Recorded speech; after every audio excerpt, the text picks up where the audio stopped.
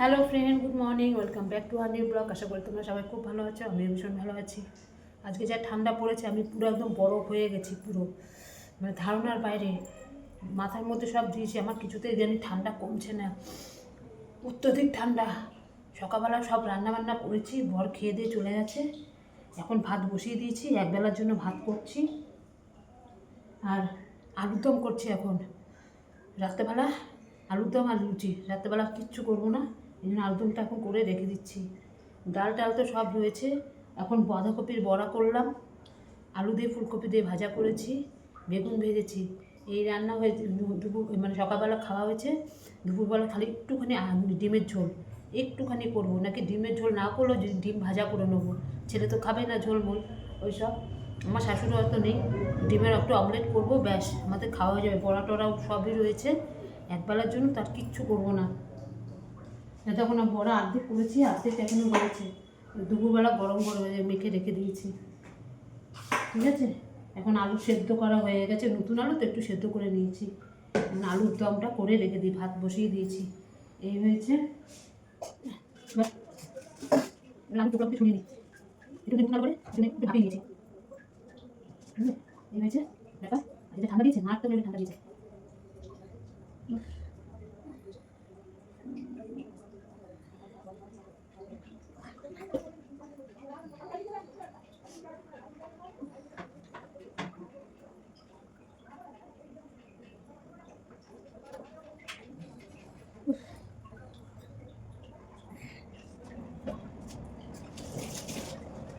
শুভ দুপুর বন্ধুরা। দেখো, আজ বলে না সেরকম একটা কিচ্ছু করতে পারিনি। সমস্ত কাজকর্ম করে টোরে এসে সে রাতে আলুর দম আর লুচি, সেই জন্য আলুর দমটাও করে রেখেছি একদম পুরো, যাতে রাত্রেবেলা আমার আর ঠান্ডার মধ্যে ইচ্ছা করে না। করে টোরে তারপরে আবার বাঁধাকপির বড়া টড়া করলাম, ডিম সেদ্ধ দিলাম, ডাল সেদ্ধ করলাম। ছেলে ওই দিয়ে ভাত খাবে, বলে মা আমাকে এই দাও, আমি এই দিয়ে ভাত খাবো। দেখো খেতে বসে গেছে, ওই যে এই দিয়ে সব খাচ্ছে। দেখো ডিম সিদ্ধ, বড়া, বাঁধাকপির বড়া, ডাল সিদ্ধ, আলু ফুলকপি ভাজা খেলো না। আমাদের ডিম ভাজা করেছি, ডিম অমলেট, আর ওকে ডিম সিদ্ধ। এই দিয়ে আজকে এই বেলাটা হয়ে যাবে আমাদের। আবার ইয়ে আছে, ওই যে মূলো ছেচকি করেছিলাম, সেটাও রয়েছে। ওই দিয়ে আজকে আমাদের হয়ে যাবে এই বেলাটা। রাত্রেবেলা ওই খাওয়া হবে। সেই এত ঠান্ডা, এত ঠান্ডা যে চান করবো গরম জল, তবুও জানি মানে শীত যাচ্ছেই না। ওরে বাপরে বাপ, সব করে ঠোরে ঠাকুর পুজো দেওয়া হয়ে গেল। এই বড়া আবার ভাজলাম গরম গরম, ওই ভাত দিয়ে ছেলে আমার খেয়ে নিচ্ছে, আমরাও খেয়ে নেবো। আর ভালো লাগছে না, একদমই ভালো লাগছে না। আবার রাতেরবেলা করতে হবে, ঠান্ডার মধ্যে ইচ্ছাই করে না। ময়দা ঘরের মধ্যে নেই, ময়দাটা শেষ হয়ে গেছে। ময়দা থাকলে আমি ময়দাটা মেখে এতক্ষণে পুরো মেখে তেল টেল মাখিয়ে রেখে দিলে আমার আর অসুবিধা হতো না, খালি বেলতাম আর ভাজতাম। কিন্তু ময়দাটা নেই বলে আর করতে পারলাম না, ঠিক আছে। সেটা এতক্ষণ পড়ছিল, ভিডিও করা যাচ্ছিল না। আমি ওই কাজকর্ম করলাম আমার সমস্ত কিছু করে টোরে এইসবে আসলাম। মানে হাতটা মানে সীসা হয়ে গেছে হাতগুলো। তার মধ্যে ট্যাঙ্কির জল তো কী ঠান্ডা, মানে ঠান্ডা। কিন্তু টাইমে যে জলটা আসে ওই জলটা খুব গরম, খুব গরম। ওই জলটা এমনি স্নান করা যাবে, এত গরম হয়। শীতকালে জলটা এত গরম দেয়, আবার গরমকাল যখন আসে আবার ঠান্ডা জলটা আসে। কিন্তু ট্যাঙ্কির জল বাবারে। যাই হোক, ছেলে খেয়ে নিচ্ছে। আমার দিদির মেয়ে ট্রেনে উঠে গেছে। আজ দিদি ভাইয়ের সঙ্গে কথা বললো ট্রেনের মধ্যে, কালকে দুপুরের মধ্যে পৌঁছে যাবে। বলেই দিলাম ভাই তাড়াতাড়ি যাবি কিন্তু বাড়িতে, বলেই দিল আগে থেকে, এখনই ফোনের মধ্যে ভিডিও কল করেছে, বলছে কালকে যাবি, তারপরে আমরা একসঙ্গে সব খাবো। ভাইকে বলে দিল, ঠিক আছে। এখন রাখি, আমরাও খেয়ে নিই। ভালো লাগছে না, এত ঠান্ডা, কতক্ষণে খেয়ে দিয়ে লেপের তলায় শোবো। বাবা, শুভ সন্ধ্যা বন্ধুরা। দেখো কি ঠান্ডা আবার লেগে গেছে আমার, নাক থেকে পড়ছে। এটা পেঁচিয়ে রেখেছি বাবা। এই কিছুক্ষণ আগে উঠে সন্ধ্যাবাতি দিলাম, দিয়ে টিয়ে ছেলে গেছে একটু মন্দিরে। বলছে মা অনেক দিন মন্দিরে যায় না, সত্যি যায় না অনেক দিন ধরে মন্দিরে। তাই একটুখানি মন্দিরে গেছে, আজ পড়া নেই বলে মন্দিরে গেছে। আমি তাড়াতাড়ি চলে আসবে, আমি সন্ধ্যাবাতি দিয়ে এখানে একটুখানি বসলাম। বসে এবার যেতে হবে। দুপুরবেলায় তো আমি মানে ওবেলায় আমি আলুর দম করে রেখেছিলাম, এবেলা খালি ময়দা মেখে লুচি করবো, আর কিছু নেই কাজ। রাতবেলা কিচ্ছু খেতে ইচ্ছা করছে না বাবা, ঠান্ডার মধ্যে সত্যি খুব ঠান্ডা লাগছে। তার মধ্যে আমার নাক থেকে শুরু হয়ে গেছে পড়া। ঠিক আছে, এই কিছুক্ষণ আগে উঠলাম, একদম ভালো লাগছে না বাবা। কোনো রকমে দুপুরবেলা খেয়ে বাসন টাসন ধুয়ে টুয়ে ওই যে লেপের তলায় ঢুকে গেছি, ব্যাস আর বেরোয়নি, একদম বেরোয়নি। ছেলেও তাই, ছেলে তো সকালবেলা উঠে পড়তে গেছিলো যে ভোরবেলা 6টার সময়। ও খেয়ে দিয়ে ওই যে ও একাই আজকে শুয়ে নিজেই ঘুমিয়ে পড়েছে, খেয়ে দিয়ে উঠে ওই লেপের তলায় ও ঢুকেছে। যেই ছেলে মানে অত ইয়ে করে না ঠান্ডা, সেই ছেলে আজকে কাঁপছে, সেই লেপের তলায় ঢুকে গেছে। ঠিক আছে, হ্যাঁ, ও আসুক, আবার এসে পড়তে টরতে বসবে। আমি যতক্ষণে মজা মেখে রাখবো। আমার বর আসছে, বললো, ফোন করেছে, আসছে। কি ঠান্ডা পড়েছে বাবা। আমার দিদির মেয়ে বলে কি, মাসি এখানে একদমই ঠান্ডা নেই, ও ট্রেনে উঠেছে, আমি যে শীতের পোশাক নিয়ে আসবি, যত এগোবি তত দেখবি কেমন ঠান্ডা পড়বে, মানে ঠান্ডা লাগবে দেখিস। বলে এখানে মনেই হচ্ছে না যে ঠান্ডা, আর যেখানে মারাত্মক লেভেলে ঠান্ডা পড়েছে সোয়েটার চাদর মতো সব নিয়ে আসবি, ট্রেনের মধ্যে রেখে দিবি, আস্তে আস্তে ওর ঠান্ডাটা লেগে যাবে। উফ বাবা, এখন মোটামুটি কোনো কাজ নেই, আসুক, বর আসুক, ছেলে আসুক, আটা মাখবো, দেরি আছে, আটা বলছি ময়দা মাখবো, দেরি আছে। এখন লেপের তেলে পা দুটো ঢুকিয়ে বসে থাকি, ভালো লাগছে না আমার আর। ময়দা মাখতে চলে এসেছি, কি ঠান্ডা আমার লাগছে, আমি কি বলবো। এই ময়দা মাখতে চলে এসেছি, এখন করবো লুচি। আমার বর অফিস থেকে এসে আবার চলে গেল চাল আনতে, চাল বারণ তো, চাল আনতে গেছে গিয়ে পুরো আমাদের বস্তা শুদ্ধ নিয়ে আসে, পুরো একটা বস্তা, সেই চালটা আনতে গেছে। কালকে আমার বর নাও থাকতে পারে, আমরাও নাও থাকতে পারি, আমরা মনে হয় যাবো দিদি বাড়িতে কালকে, মেয়েটা আসবে বারবার করে বলছে যাওয়ার জন্য, আর আমার বর মনে একটু যাবে, কোনো একটা জায়গায় যাবে দরকারে, যেতে পারে, এখন জানি না, এখন ঠিক নেই কী করবে জানি না। আর কালকে মনে হয় দিদি বাড়িতে আমরা যেতে পারি। এই যে এখন ময়দা মাখি, ময়দা মেখে এখন লুচি করতে হবে। এই যে ময়দা নিয়ে এসছে আমার বর, আসার সময় নিয়ে এসছে ময়দা, বুঝলে, ভাল লাগছে না, প্রচুর ঠান্ডা। ছেলে মন্দির থেকে অনেকক্ষণ আগে চলে এসছে।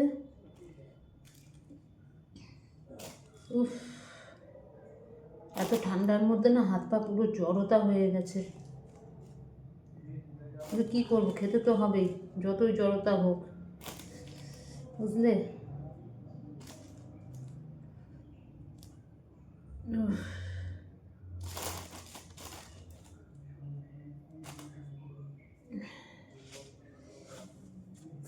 এখন এই মাখতে কতক্ষণ লাগবে, মেখে তারপরে আবার বেলবো, তারপরে ভাজবো, বুঝতে পেরেছো, একা হাতে সব।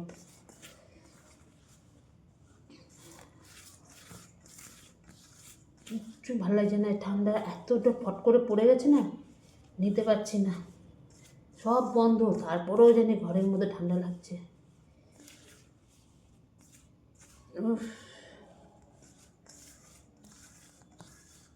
ওই জন্য আমি দুপুরবেলায়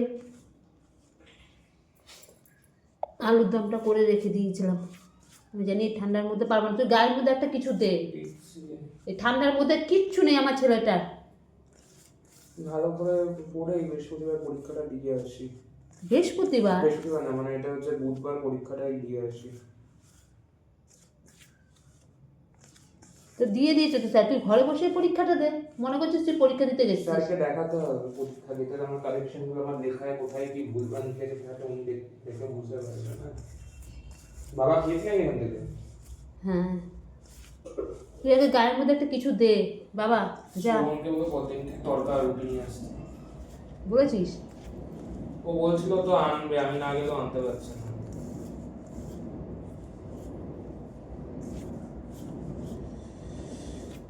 স্যারের এই জন্য বুঝলাম স্যারের কেন পড়ানোতে মন বসছে না। ইয়ে কি বলে ওটাকে, সায়ন অতটা বায়োলজির উপর চাপ দিচ্ছে না, দেখেছিস? খেয়াল ও করে যেই আছে আসলে সবাই দুজন স্যারকে বলছিল। কি বলছে? এরকম এরকম ব্যাপার, সমস্যা হচ্ছে। সায়ন কালকে এসে এক্সাম দিয়ে যাবে একা? হ্যাঁ, ঠিক আছে। আমি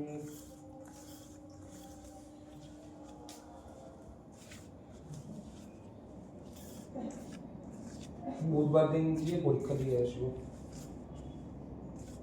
নাকি সুজয়ও ইয়ে করবে, কি? ছেড়ে দিচ্ছে তোর মতন, তুই দেখা দেখি। না, সুজয় জ্বর হয়েছে। জ্বর হয়েছে না ছাতা হয়েছে? না, স্যার স্যার তো বললো যে ওর নাকি জ্বর হয়েছে।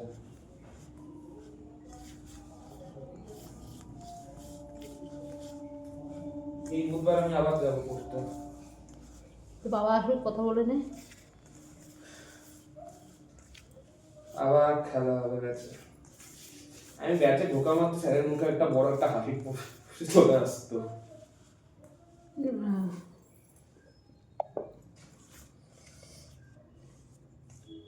আমি ঢুকতাম, হ্যাঁ আসুন আসুন বসেন।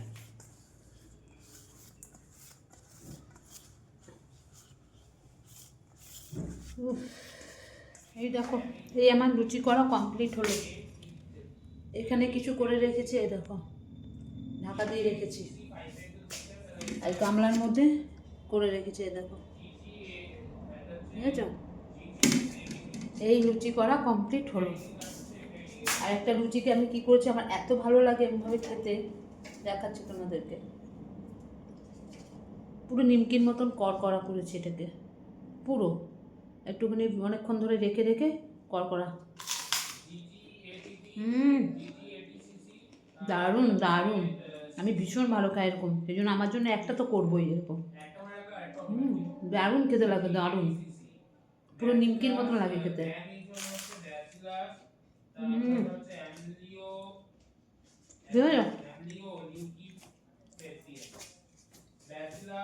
পড়ে যাচ্ছে একদম পুরো কড়কড়িয়ে। আমার চাল নিয়ে এসছে, এই যে বস্তা, এই যে চালের বস্তা, এই যে সব চাল ভিতরে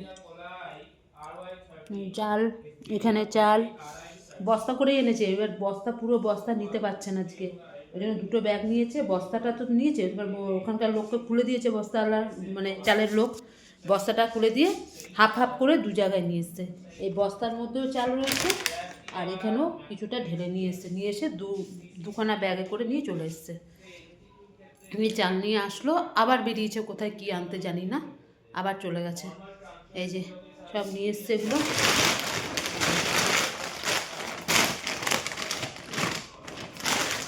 বুঝেছো, এই চাল আবার ঢালতে হবে ড্রামের মধ্যে। ঠিক আছে, এই হয়েছে কাজ, আর কিচ্ছু নেই। মোটামুটি বড় ঝামেলা একটা। আর আলুর দম তো করে রেখেই দিয়েছিলাম, তোমাদের তো মনে দেখানো হয়নি। এই যে আলুর দম করে রেখে দিয়েছি, ঠিক আছে। ছেলে পড়ছে, পড়ুক।